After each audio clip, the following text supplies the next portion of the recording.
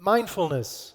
I'm sure many of you, when you saw the title, you sort of expected somebody sitting up here, long hair, yoga outfit, lotus position on the table, and all you got is a guy in a suit. There's a reason behind it. I practice mindfulness myself. I've been doing it for a couple of years. I teach mindful leadership both within Hyatt, using the Search Inside Yourself program that was developed at Google, as well as outside of Hyatt, which is really part of my own purpose. So my name is Yves. I'm looking after HR for Hyatt's Europe, Africa, Middle East, and Southeast Asia region, which is our most diverse region in the company, covering about 35 countries and over 30,000 colleagues. So I'm absolutely thrilled to be here with you today, and a warm welcome to the Andaz Liverpool Street. As Mark Oplamasian mentioned earlier on, creating the cultural capability of inclusion is very close to our purpose, highest purpose to care for people so they can be their best. And Mark already outlined some of the initiatives that we're working on, and also his own commitment as a CEO of the company. But sort of creating this sense of belonging in the workplace is really not only about friendship and good vibes, but it's really also about giving colleagues an environment where they can bring their authentic self to work without any fear of different treatment or maybe even punishment. But before I'm going to talk a little more about mindfulness, which is also part of our global well-being strategy, I wanted to start with a little social experiment, if you all game with it. Okay? The instructions are very difficult. First of all, I'd like you to stand up.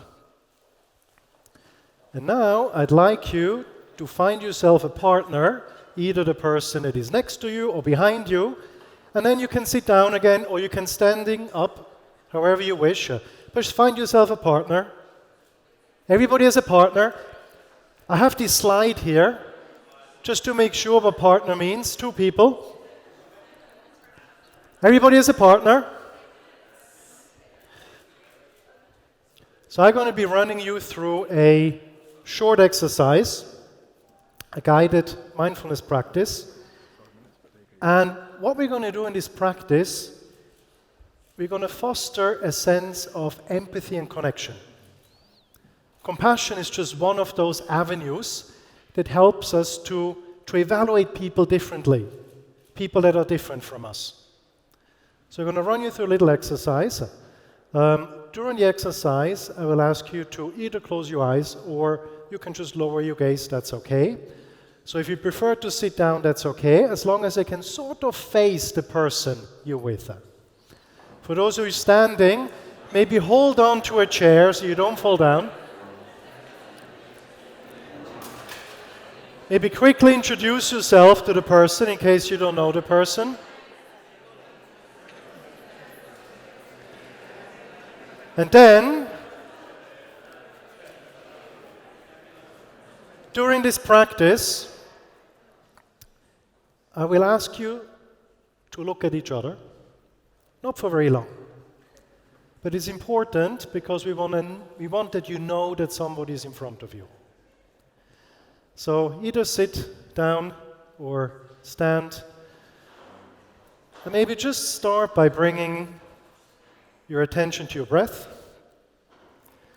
And see if you can follow your breath as you breathe in and breathe out.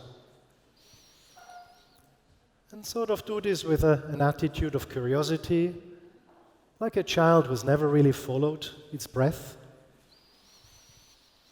And next time you breathe out, lower your gaze or close your eyes. And just simply follow your breath. Breathing in. Very slowly breathe out. And every time you breathe out, just let go a little more. Let go of the day. Let go of your thoughts.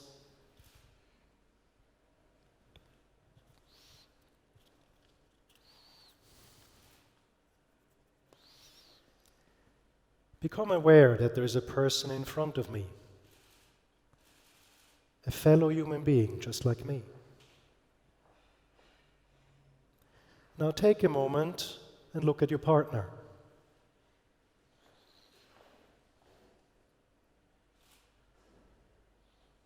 And then close your eyes again, or lower your gaze. Let us consider a few things. This person in front of me has a body and a mind, just like me.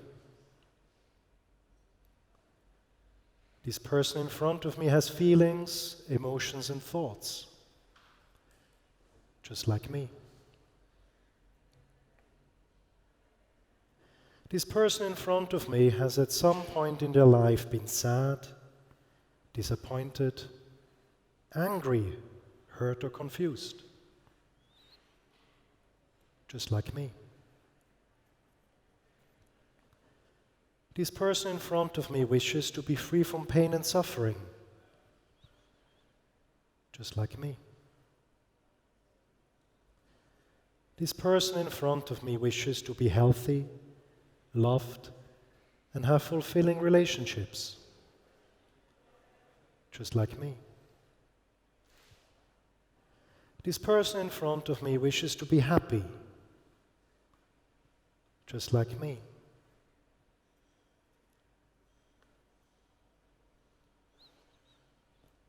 And now, let's allow some wishes to arise. I wish for this person in front of me to have the strength and the resources to navigate the difficulties in life. I wish for this person in front of me to be free from pain and suffering.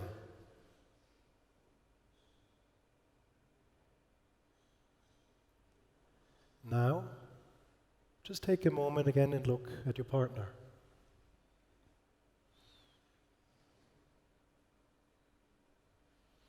And then close your eyes again, or lower your gaze. I wish for this person in front of me to be free from pain and suffering. I wish for this person in front of me to be happy.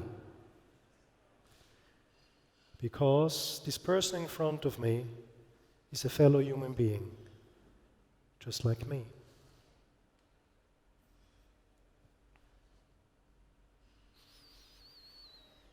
I'd like you to bring your awareness back to your breath.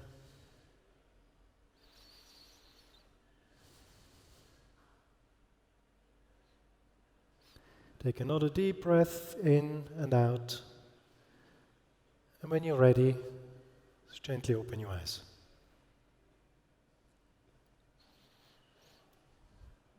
Let's have a seat again, please. How did that feel? Connection. How many of you were with a person you didn't know? Do you know the person now? You feel like you know the person now? Interesting, huh? I'm going to tell you afterwards a little bit more about why we do this practice. I'm sort of looking at this counter, you know. They told me initially you have 2 hours, then 1 hour, 30 minutes, and I think now the countdown goes much quicker. So what is mindfulness? Probably the simplest definition of mindfulness is awareness.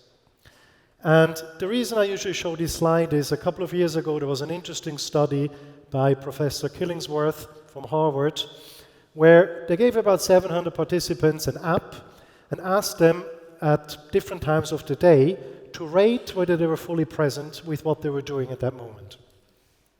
What the study found out, and I think many of you have probably heard of it, is that 47% of our time, of our awake time, we're not present with what we're doing. And mindfulness is a technique that helps us to get us out of this autopilot and makes us more aware.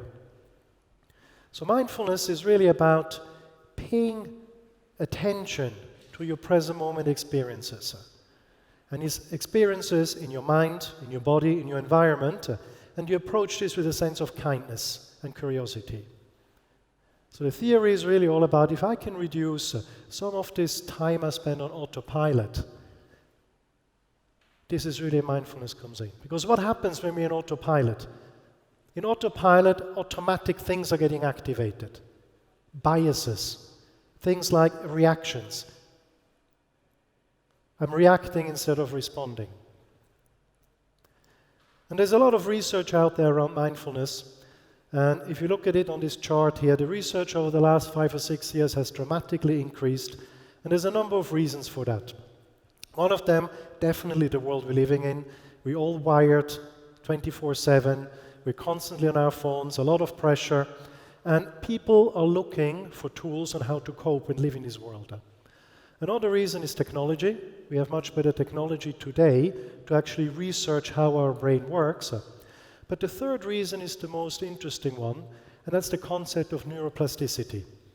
It's the concept that our brains are actually plastic, and the structures of our brains, they can change based on our experiences.